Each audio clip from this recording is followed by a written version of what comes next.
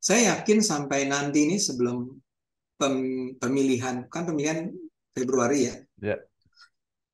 Nah, saya duga sih dia tidak akan sampai tahap itu, dia tidak akan terlalu menunjukkan dia berpihak pada siapa. Dan bahkan mungkin kalau memang ada kekhawatiran ada pemilihan dua ronde, dua putaran, mungkin bahkan Februari pun dia belum menunjukkan sikap. Karena menurut saya dia tidak ingin nih menyakiti salah satu pihak. Dia akan menunjukkan bahwa dia adalah presiden eh, di untuk semua orang, untuk semua pihak, tidak untuk hanya salah satu pihak.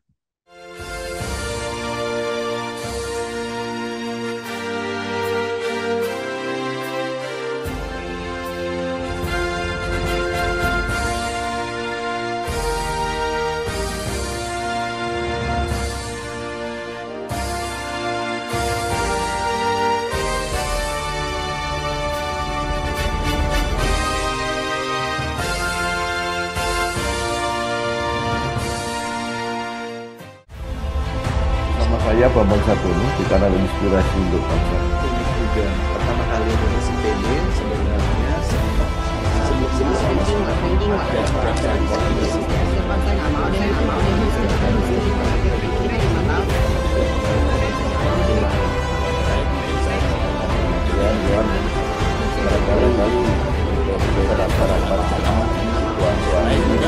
Saya mulai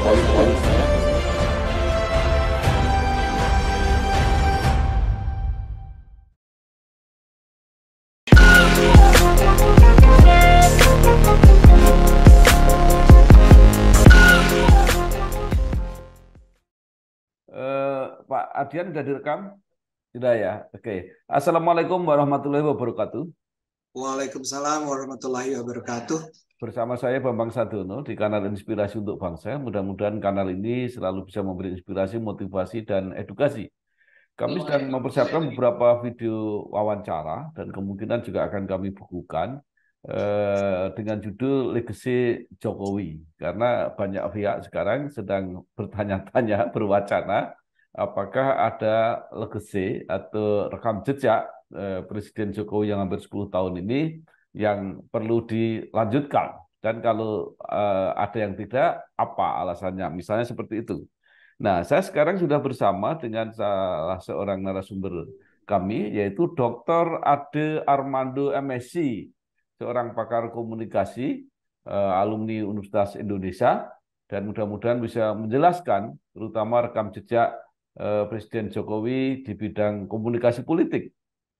Pak Ade lahir 24 September 1961, seorang pegiat media sosial, akademisi Fakultas Ilmu Sosial dan Ilmu Politik Universitas Indonesia, FISIP UI, menyelesaikan S1 Komunikasi di Universitas Indonesia tahun 1988, kemudian meraih gelar Master dalam Population Studies dari Universitas Florida pada 1991 dan gelar doktor diraih dari Universitas Indonesia 2006. Pernah menjadi Direktur Pengembangan Program Pelatihan Jurnalistik Televisi Internews dan juga pernah menjadi anggota Komisi Penyiaran Indonesia. Saat ini aktif sebagai politisi. Apa kabar Pak Ade? Kabar baik, Mas Bambang. Ya, terima kasih sudah mau jadi narasumber kami. Nah, Pak Ade, sebelumnya saya mau bertanya sejak kapan Pak Ade mengenal ya, mungkin masih dari jauh dulu eh, mengenai Pak Jokowi di belantika politik Indonesia dan mulai kapan mulai kenal langsung beliau sehingga Bapak nanti bisa menggambarkan sebenarnya karakter politik Presiden Jokowi ini seperti apa? Mas Bambang, mungkin memang ada banyak orang yang menyangka saya mengenal cukup dekat ya dengan Pak Jokowi, padahal sama sekali tidak. Ya, saya adalah orang yang hanya melihat Pak Jokowi dari kejauhan. Pertemuan dengan beliau itu pun tidak pernah dalam bentuk pertemuan yang personal gitu ya. Ya. Saya bertemu dengan beliau itu 3 kali. Ya.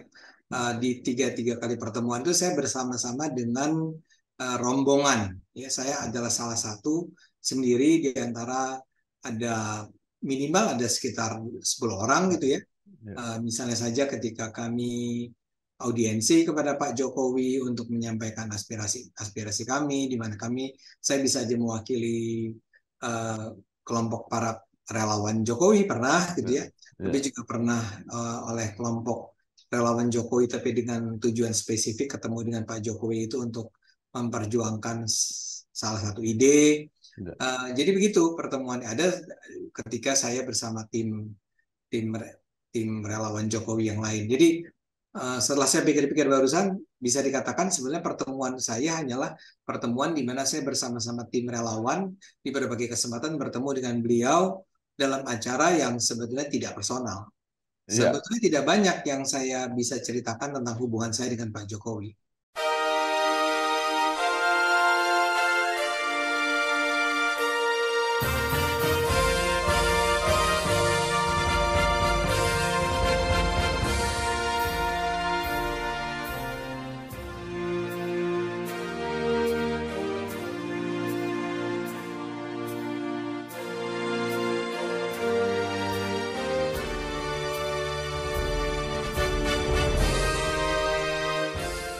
Ya, baik. Ini justru menurut saya lebih bagus karena akan lebih objektif.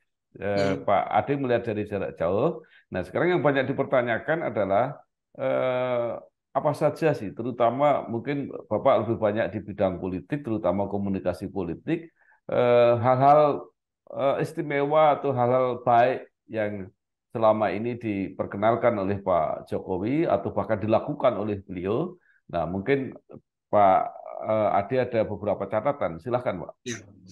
Pertama-tama yang paling jelas dari Pak Jokowi adalah komunikasi dia yang sangat apa istilah tepatnya ya, yang sangat terbuka, sangat sederhana, sangat friendly dengan berbagai lapisan masyarakat. Ya, itu adalah sebuah ciri yang menurut saya tidak pernah dimiliki oleh presiden lainnya. Yang umumnya misalnya saja, taruhlah begini, kita bisa saja mengatakan bahwa Pak Harto itu adalah orang yang cukup merakyat ya, ketika dia berkomunikasi dengan rakyat. Tapi biar bagaimanapun tetap terlihat sebagai seorang yang punya hubungan relasi power yang timpang dengan masyarakatnya. Ini tidak berarti negatif ya, Mas Bambang. Tapi artinya kita tahu ada jarak antara dia sebagai si pemegang otoritas dengan rakyatnya. Walaupun dia berusaha juga cukup friendly dengan masyarakat. Kemudian Pak Habibie, kemudian ada Gus Dur. Gus Dur itu masalahnya adalah beliau tidak cukup lama menjadi presiden, dan kedua adalah karena keterbatasan fisiknya, dia tidak pernah misalnya turun langsung ke tengah masyarakat. Ya, Pak Habibie juga begitu, waktunya sangat singkat, dan dia memang bukan tipe seorang pemimpin yang merakyat. Bu Mega juga kira-kira begitu. Begitu juga dengan Pak SBY yang lebih ke sosok seorang jenderal yang komunikasinya dengan publik ya relatif top down ya, atas bawah. Yang saya katakan tadi, hubungan relasi powernya tuh terlihat di situ. Pak Jokowi itu luar biasa tidak? Menurut saya kemampuan Pak Jokowi untuk menjadi bagian dari masyarakat yang dia pimpin itu sangat tinggi. Barangkali karena memang dia datang semula dari seorang ya rakyat biasa, ya seorang entrepreneur, tapi bukan entrepreneur pengusaha besar. Dia adalah seorang pengusaha rumahan tadinya, ya. Dan kemudian dia menjadi wali kota melalui cara-cara yang memang mendekat, di mana dimensi kedekatan dia dengan rakyat itu sangat tinggi, ya.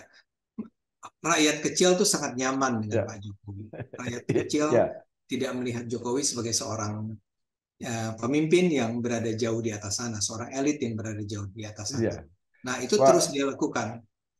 Pak Ade, apakah cara berkomunikasi yang taruhlah sebut merakyat itu yang menjadikan tingkat popularitasnya sekarang sangat tinggi? Bagaimana peran prestasinya, kinerjanya maksud saya? Apakah orang puas itu karena kinerjanya atau sebenarnya senang menikmati komunikasinya? Oke, keduanya ya, keduanya. Kalau dalam pandangan saya, maksud saya begini, Tentu saja rakyat merasakan langsung ya apa yang diberikan oleh Pak Jokowi selama dia memimpin. Ya. Dan ini yang juga menarik dari Pak Jokowi yang saya beri catatan khusus tentang kepemimpinan beliau adalah dia tidak hanya sukses untuk hal-hal yang atau dia juga memperhatikan hal-hal yang oleh pemimpin-pemimpin di masa lalu itu terabaikan. Sebagai contoh, kepedulian dia terhadap rakyat itu bukan hanya pada rakyat di Jawa misalnya. Ya. Kepedulian dia terhadap Papua saya rasa tidak ada bandingannya. Kepedulian dia pada Indonesia Timur tidak ada bandingannya. Saya tadi baru aja ketemu dengan orang-orang dari NTT sebelum acara ini, makanya saya agak terlambat nih memulai pertemuan kita ini, dialog kita ini. Antara lain karena saya saya bertemu dengan teman-teman dari NTT yang antara lain dalam percakapan kami itu, teman-teman NTT itu menyatakan bahwa tidak pernah kami merasa dijadikan manusia oleh presiden lain sebelum Presiden Jokowi, ya. Apalagi kalau kita bicara dengan orang-orang Papua, he really care, ya. Dia betul-betul peduli dengan apa yang terjadi di luar sana, di luar Jawa sana. Jadi menurut saya ini adalah cerminan dari di satu sisi adalah kedekatan dia pada masyarakat, tapi di sisi lain pada kemampuan dia untuk walk the talk kata orang kan, menjalankan apa yang dia katakan. Jadi kepedulian dia juga diwujudkan dalam bentuk yang sangat real. Ya, orang bisa saja bilang bahwa pembangunan Papua itu memakan biaya yang sangat besar, ya. Orang mengkritik begitu besar anggaran yang harus dikucurkan untuk membangun Papua, tapi paling tidak ini adalah cerminan yang sangat apa dia peduli pada masyarakat Papua. Tentu saja keberhasilan pembangunan besarnya jumlah uang yang dikucurkan untuk membangun Papua ada banyak faktor lain pastinya ya. Tapi paling tidak orang tuh melihat langsung bagaimana dia betul-betul peduli pada apa yang terjadi di Papua. Oke. Nah, sebelum lebih lanjut saya mau bilang begini. Kalau Anda bicara tentang prestasi kan tadi orang Indonesia Timur nih. Orang di Barat pun melihat hal yang langsung kan. Siapapun yang memulai misalnya kartu Indonesia Sehat gitu ya, kartu Indonesia Pintar, BPJS ya, kemudahan-kemudahan yang diberikan kepada masyarakat kecil, bantuan-bantuan kepada masyarakat kecil itu dirasakan langsung di era pemerintahan Jokowi, sehingga orang tuh menganggap dia betul-betul seorang presiden yang datang dan akan memberi buat rakyatnya. Dia sendiri adalah rakyat, dia datang dari latar belakang rakyat dan dia peduli dengan rakyat. Saya rasa itu semua di luar persoalan keberhasilan dia membangun infrastruktur, ya itu adalah sebuah faktor yang sangat kunci dalam meningkatnya kepuasan atau kepercayaan orang terhadap Pak Jokowi.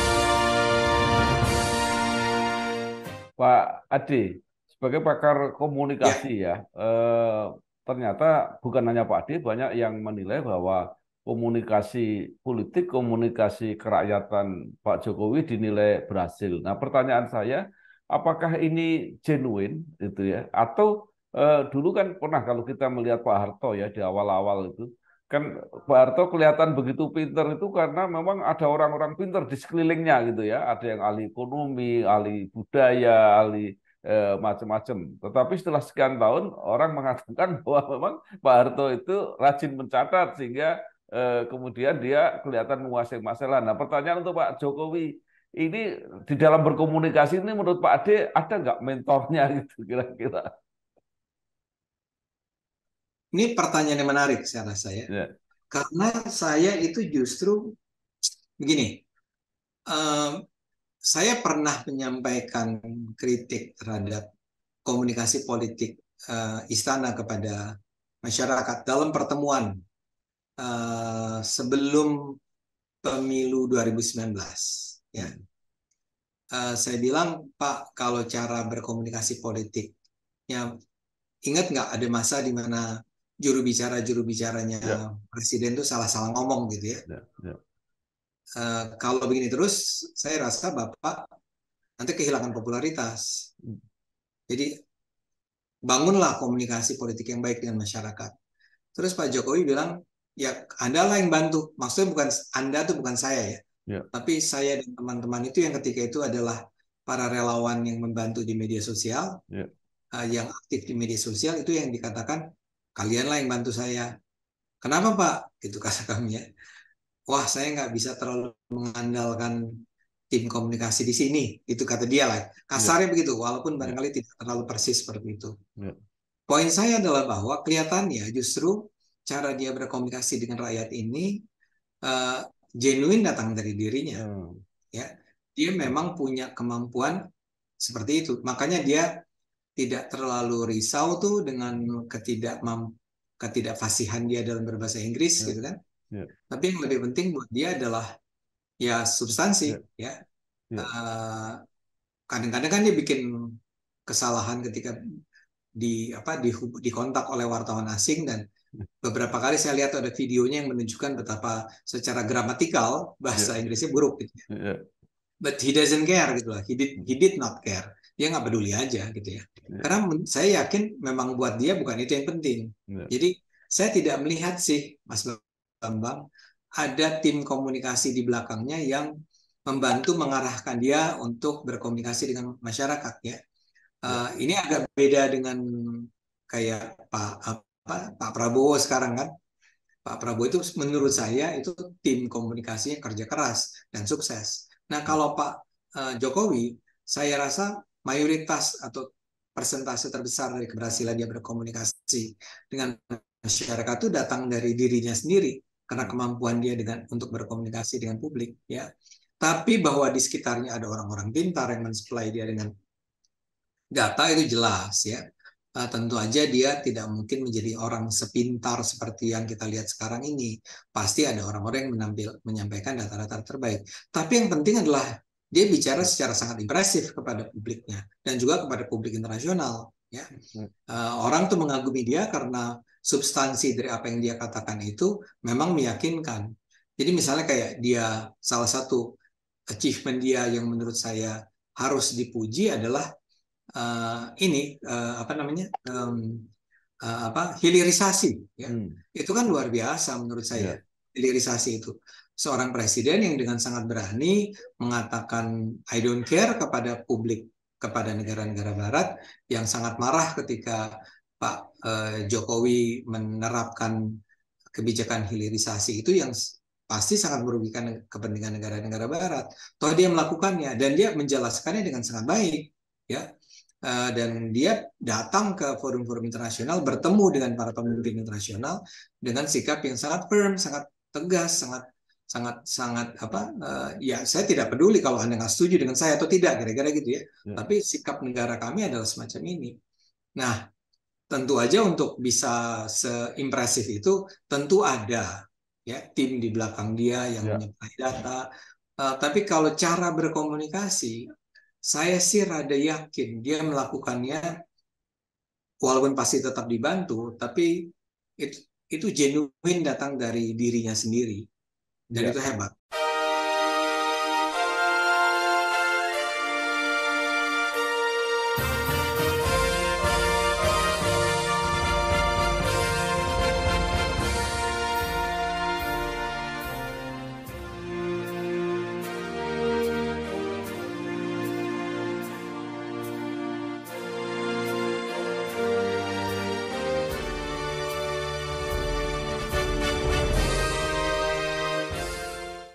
Pak Ade sebagai pakar komunikasi, apakah melihat ini sebagai alternatif model komunikasi politik yang khas, yang kuat seperti itu, dan mengesampingkan faktor-faktor lain ya, mungkin keamanan dan sebagainya. Itu kan Pemimpin Iya. tertinggi itu pasti dijaga gitu ya. Nah, ini model yang baru. Ini kenapa? Apakah memang Pak Jokowi itu nggak punya takut atau Ya. seperti apa? Atau tidak tahu malahan? Nggak, saya yakin dia tahu.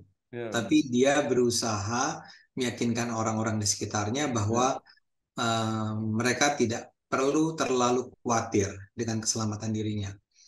Eh, saya rasa Anda benar sekali. Ini adalah sebuah cara apa ya? Cara baru ya. Eh, Sosok seorang pemimpin baru di deretan nama-nama presiden yang pernah ada di Indonesia. Yang saya tadi katakan, dia betul-betul menghabisi ya semua jarak antara dia dengan rakyatnya ya. Orang tuh betul-betul melihat Pak Jokowi itu sebagai bagian dari diri kita semua, dari masyarakat. Orang yang bisa kita sentuh, bisa kita tepuk, kita bisa uh, pegang gitu ya, bisa kita peluk bahkan. Dan bicara dengan bahasa masyarakat. Tapi artinya memang semua jarak fisik itu memang dia abaikan ya. Dan karena itu dia dan tidak pernah ada seorang pemimpin Indonesia sebelumnya yang bisa sedekat ini dengan masyarakat. Tentu aja saya harus menyebut ya Gus Dur mungkin sebenarnya juga begitu, tapi dia tidak bisa melakukannya karena keterbatasan fisik dia. Tapi kalau Pak Jokowi itu betul-betul seperti nggak peduli aja dengan apapun omongan orang. Jadi ada ada karakter nggak pedulinya ya. Kayak tadi dia nggak peduli bahwa barangkali Inggris dia tuh sebetulnya patah-patah, tapi toh dia harus ngomong langsung dengan wartawan dan dia nggak merasa khawatir bahwa itu akan menjatuhkan citra dia. Nah, dalam hal yang kedekatan dia dengan rakyat secara fisik ini kan betul-betul dia kayak ya sudah kalau memang ada pihak-pihak yang mau mencelakakan dia, ya, itu resiko yang diambil dan itu menimbulkan rasa sayang ya. ya, Menjadi sayang karena dia melakukannya secara ya. genuine itu. Ya, Pak Ade, dengan cara berkomunikasi seperti ini, Pak Jokowi lebih memperkuat posisinya sebagai solidarity maker ya, artinya mudah. Tapi kan seorang presiden tidak cukup hanya solidarity maker, tapi dia juga harus seorang teknokrat yang merancang kegiatan pembangunan ini. Nah, seberapa jauh koneksi ini? Beliau menerangkan apa yang ingin dia lakukan dengan cara berkomunikasinya. Dan inilah keluar biasaannya Pak Jokowi menurut saya. Ya, Dia punya kedua sisi itu sekaligus. ya, Dia bukan cuma solidarity maker kayak Bung Karno kan. ya, Ya. Dia pada saat yang sama kalau pakai istilahnya adalah teknokratis juga. Kan nggak ada langkah-langkah dia itu yang tidak dia lakukan dengan terencana, dengan sebuah visi jangka panjang yang rasional. Semua dia lakukan sebagaimana seorang pimpinan perusahaan sedang memimpin sebuah langkah bisnis buat perusahaannya kan. Dia tahu step-stepnya, apa yang harus dilakukan, apa di mana persoalannya, identifikasi masalah seperti apa, menjawab si masalah itu harus dilakukan dengan cara apa, operasionalisasinya seperti apa, dijalankannya seperti apa, pendanaannya seperti apa. Itu semua dia kuasai. Tentu aja mengingat ada begitu banyak program yang harus dia jalankan, kebijakan yang harus dia jalankan, dia tidak mungkin menguasai sendiri ya. Kita ya nggak fair juga kan kita kalau mengharapkan dia itu bisa menguasai itu di kepala dia sendiri. Nah, untungnya dia juga punya tim teknokrat yang secara meyakinkan, secara memuaskan itu membantu dia mewujudkan ide-ide di kepalanya menjadi program-program yang applicable, yang doable, yang menghasilkan, membawa hasil. Tentu aja lagi-lagi ada persoalan seberapa berkualitas asisten-asisten dia ini. Tentu aja ada kelemahan di sana-sini. Kita nggak boleh dengan sendirinya berharap bahwa dia udah punya tim yang champion beneran ya. Karena kita tahu juga kan penentuan orang-orang teknokrat-teknokrat di kabinetnya itu bukan ditentukan oleh dirinya sendiri kan. Ada juga pengaruh partai politik, ada pengaruh kepentingan-kepentingan di sana-sini. Dan Pak Jokowi sebagai seorang yang tadi faktor solidarity maker-nya kepada sesama elit itu juga jalan kan. Jadi dia berusaha menjaga jangan sampai ketidakpuasan orang-orang di sekitarnya akan menghancurkan kepemimpinannya. Dan akibatnya kadang-kadang memang harus diangkat teknokrat-teknokrat yang atau orang-orang yang bukan memenuhi kapasitas kualifikasi sebagai teknokrat terbaik di bidangnya. Yang itu yang kadang-kadang menghasilkan program-program yang tidak sepenuhnya memuaskan menurut saya. Tapi dia ada dua-duanya. Ya, solid mikirnya hebat, tapi dia juga seorang teknokrat yang baik. Ya.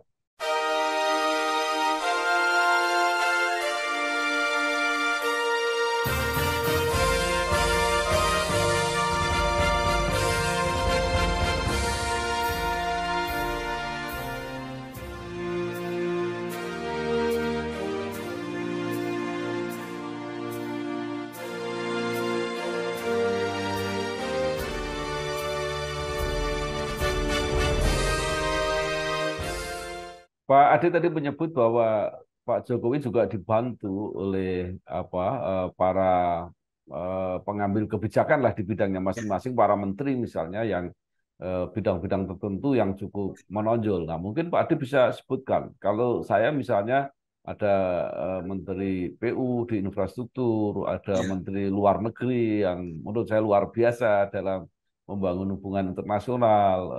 Mungkin Pak Ade bisa menyebut beberapa hal yang kira-kira pantas untuk kalau menjadi legacy gitu. Saya setuju dengan dua nama yang sudah Anda sebut tadi, Mas. Ya. Jadi kalau Anda tanya, pasti juga saya akan sebut nama-nama itu. Tapi orang lain yang juga harus saya sebut adalah Luhut Binsar Panjaitan. Menurut saya untuk urusan investasinya, untuk urusan yang tadi kan keberanian untuk menjalankan hilirisasi itu betul-betul ya karena ada orang seperti Luhut Binsar Panjaitan di dekat dia kan. Jadi Luhut akan mengamankan ya program-program dia agar berjalan dengan cara terbaik yang bisa dicapai ya. Di luar itu saya juga akan menyebut orang seperti Mas Nadiem Makarim. Saya orang yang terkesan dengan apa yang dia lakukan. Tapi lagi-lagi ya, Mas Bambang, kita juga sadar si orang-orang menteri-menteri itu juga menghadapi birokrasi yang tidak mudah, ya. Kan kita nggak bisa bilang bahwa seorang menteri itu punya otoritas yang menentukan sepenuhnya keberhasilan program-program di bidangnya masing-masing, kan? Toh dia harus ketemu dengan orang-orang di sekitarnya yang bisa saja ya tidak sepenuhnya bisa diharapkan menjalankan gagasan-gagasan ideal yang dicanangkan oleh si menteri dengan cara sebaik-baiknya. Jadi saya akan juga menyebut misalnya Mas Nadiem sebagai menteri yang saya anggap sebagai punya performance yang baik dalam pemerintahan mereka. Bahkan Menteri Kesehatan Pak Budi Sadikin, ya, menurut saya lagi-lagi teknokratis, walaupun dia aslinya bidangnya bidang bisnis kan, dia masuk ke dunia kesehatan. Saya dengar sih ada banyak keluhan juga orang terhadap apa yang dilakukan oleh Pak Budi ya, karena orang menganggap Pak Budi ini nggak sepenuhnya paham sih ya tentang apa yang ada di dunia kesehatan. But he did his best, gitu ya. Apa dia berusaha melakukannya dengan cara sebaik-baiknya. Menteri Agama menurut saya betapapun barangkali ya memang susah sih menghadapi. Ya kayak kita bicara tentang pluralisme gitu ya, bicara tentang menghadapi kelompok-kelompok radikal atau sekolah. Kayak tadi, ini misalnya saya mau kasih contoh tentang sekolah gitu misalnya. Kan salah satu persoalan adalah sekolah-sekolah yang mengajarkan barangkali nilai-nilai yang sebenarnya bertentangan dengan nilai-nilai kebinekaan gitu kan. Tapi kan masalahnya di Indonesia ini seorang menteri baik Pak Yakut maupun Pak Nadiem tidak punya otoritas sepenuhnya untuk menentukan apa isi pendidikan di sekolah-sekolah dasar di daerah-daerah. Ya.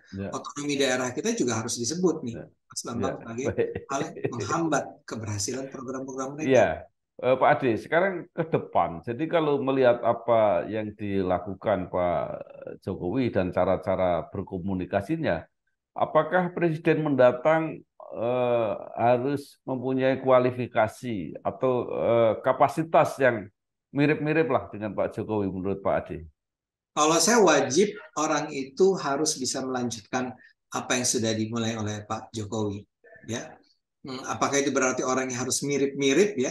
Itu adalah soal berikutnya. Ya.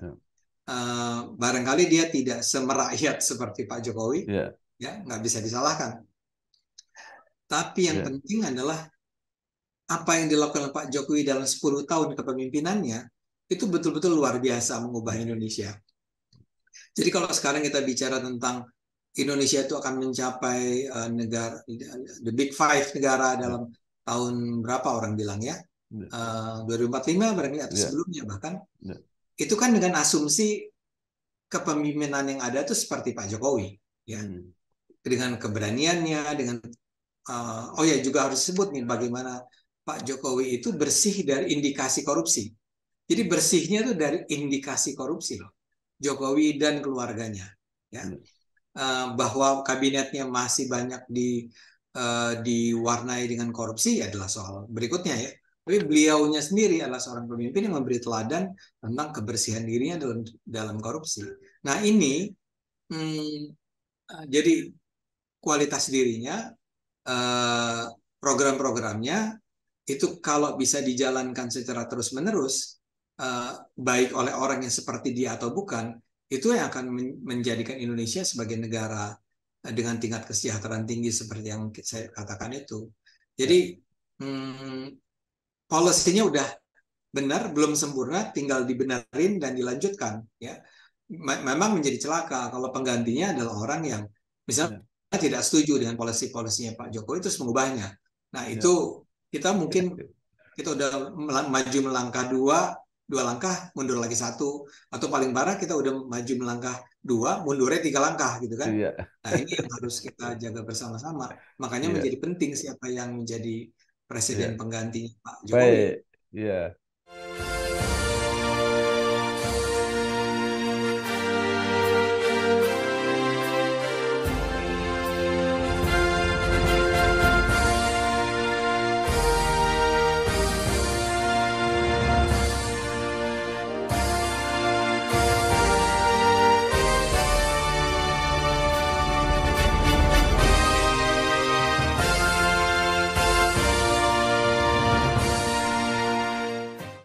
Sekarang mungkin pertanyaan terakhir. Ini waktu Pak Jokowi kan tinggal 1 tahun, lebih sedikit lah kira-kira. Dan keinginan banyak orang untuk memperpanjang kan tidak mungkin. Nah, kira-kira apa yang masih harus dilakukan Pak Jokowi sehingga menjadi penutup yang manis untuk 10 tahun kepemimpinannya ini? Karena akhir-akhir ini juga ada yang mengkritik ketika Pak Jokowi cawe-cawe di bidang politik, terutama di dalam pemilihan presiden, itu mengesankan bahwa demokrasi agak terkurangi gitu, kira-kira ada yang berpendapat semacam itu. Nah, apa pendapat Pak Adi? Saya akan bilang omong kosong itu. Ya. Jadi kritik tentang cawe-cawenya Pak Jokowi mungkin justru diperlukan dalam rangka menciptakan kondisi akhir yang baik ya. Ya. Istilah Islam itu adalah ya. Husnul khotimah. Iya betul. Khotimah. Nah, karena memang bahayanya adalah kalau terjadi konflik lagi, konflik horizontal ataupun vertikal. Pak Jokowi kelihatan betul-betul sungguh-sungguh mencegah jangan sampai terjadi konflik seperti yang dikhawatirkan tersebut. Ya, cawe-cawenya dia di dalam kehidupan politik menjadi necessary, sangat diperlukan.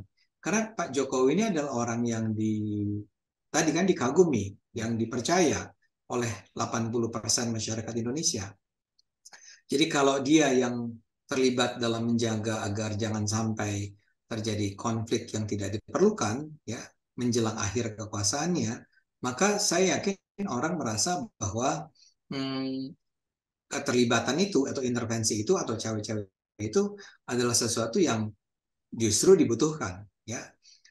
Ini kan yang suka protes-protes cawe-cawe itu menurut saya sih lebih banyak kelompok-kelompok ya taruhlah aktivis demokrasi yang memang memandang dunia ini secara sangat mungkin cenderung hitam putih barangkali ya untuk mengatakan ya kalau Anda presiden kalau boleh dong Anda campur tangan kan.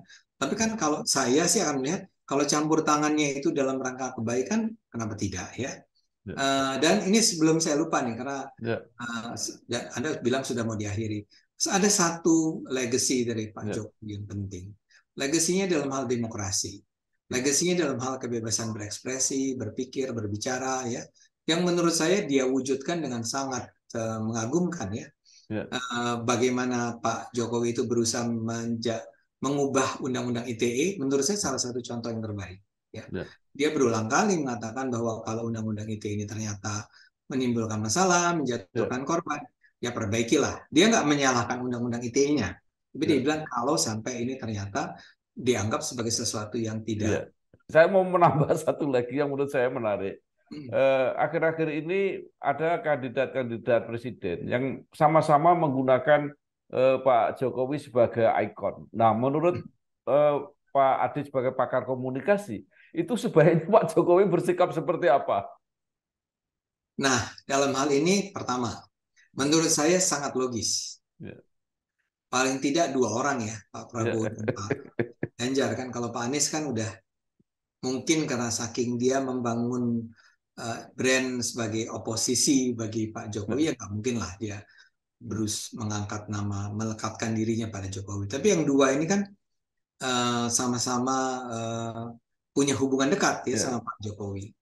Jadi wajar sekali. Kenapa wajar? Ya karena memang Pak Jokowi itu dicintai rakyat. Ya, jadi siapa yang direstui oleh Pak Jokowi akan dianggap sebagai calon presiden yang terbaik barangkali, ya. Nah, kedua, tapi saya lihat bagaimana Pak Jokowi tidak ingin kelihatan sebagai orang yang berpihak pada salah satu kandidat, ya.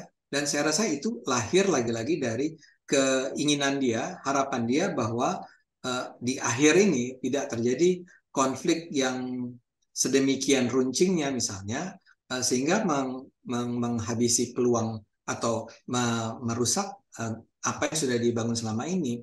Saya yakin sampai nanti ini sebelum pemilihan Februari, ya. Ya. Nah, saya duga sih dia tidak akan sampai tahap itu, dia tidak akan terlalu menunjukkan dia berpihak pada siapa.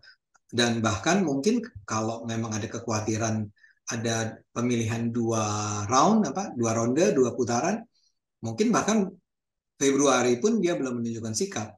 Karena menurut saya dia tidak ingin nih menyakiti salah satu pihak. Dia akan menunjukkan bahwa dia adalah presiden untuk semua orang, untuk semua pihak, tidak untuk hanya salah satu pihak. Baik, terima kasih sekali Pak Dr. Adi Armando MSI, pakar komunikasi. Sayang sekali waktunya sangat singkat, tapi beberapa analisisnya cukup menarik. Mudah-mudahan ini membantu kita semua untuk menganalisis, untuk melihat apa yang sedang terjadi dan mengharapkan ke depan mana yang paling baik untuk Indonesia. Sekali lagi terima kasih. Siap, setuju. Ya. Amin. Wassalamualaikum warahmatullahi wabarakatuh. Sehat. Waalaikumsalam warahmatullahi wabarakatuh.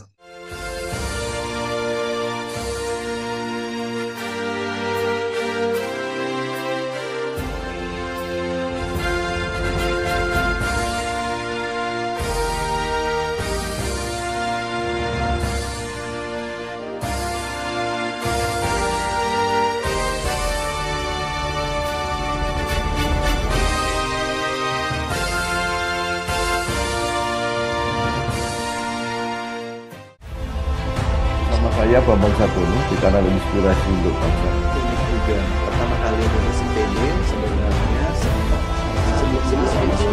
ada